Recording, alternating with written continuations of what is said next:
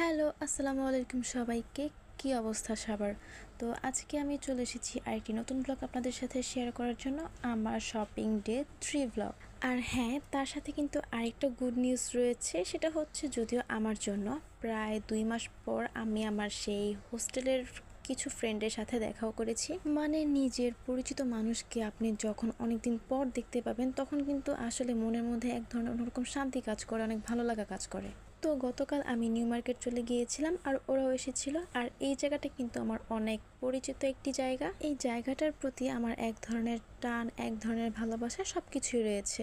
আপনার লাইফের move on যে জায়গাটা থেকে আপনি শুরু করবেন না, দেখবেন সেই জায়গাটাকে আপনি কখনোই ভুলতে পারবেন না। এর মধ্যে ওরা চলে এসেছিল, আর ওদের একজনের ছিল হচ্ছে নারায়ণগঞ্জ থেকে এসেছে আর অন্য একজন মোহাম্মদপুর থেকে এসেছিল। প্রথমেই আমরা চশমার দোকানে গিয়েছিলাম, ও চশমা বানাতে দেবে এর জন্য। আর চশমার দোকানগুলোতে আমরা একটু রিল্যাক্স ফিল করছিলাম, কারণ সব জায়গাতে মানুষের ভিড় ছিল, একমাত্র গোল্ডের দোকান আর চশমার দোকানেই কোনো ভিড় ছিল না। প্রায় আমরা অনেকগুলো দোকান ঘুরেছিলাম, ও একটা একটা করে একটি ট্রায়াল দিচ্ছিল এখানে যে আসলে ওকে কোনটাতে মানাচ্ছে। তো আমরা প্রায় 3-4টা দোকানে ঘুরেছিলাম। এর মধ্যে কিছু কিছু দোকানে দেখা গিয়েছে আমাদের দামে বোন ছিল না, আবার কোনো কোনো দোকানে আমাদের ফ্রেম পছন্দ হচ্ছিল না।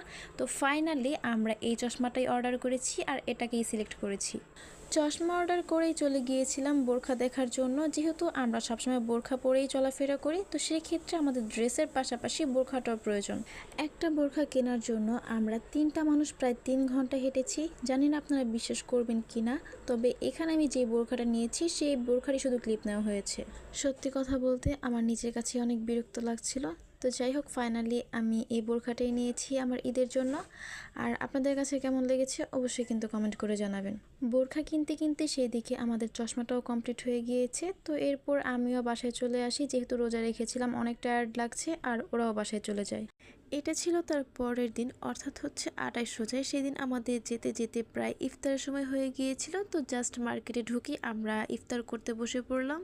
এরপর আমরা খাওয়া দাওয়া শেষ করে জাস্ট কেনাকাটা করতে শুরু করে দিলাম। আর যেহেতু 28 রোজা, অর্থাৎ হচ্ছে রমজানের একদম শেষের দিকে, তো ওই দিন অনেক কিছুই কেনা হয়েছে, ওইগুলোর আর ভিডিও ক্লিপ নেওয়া হয়নি।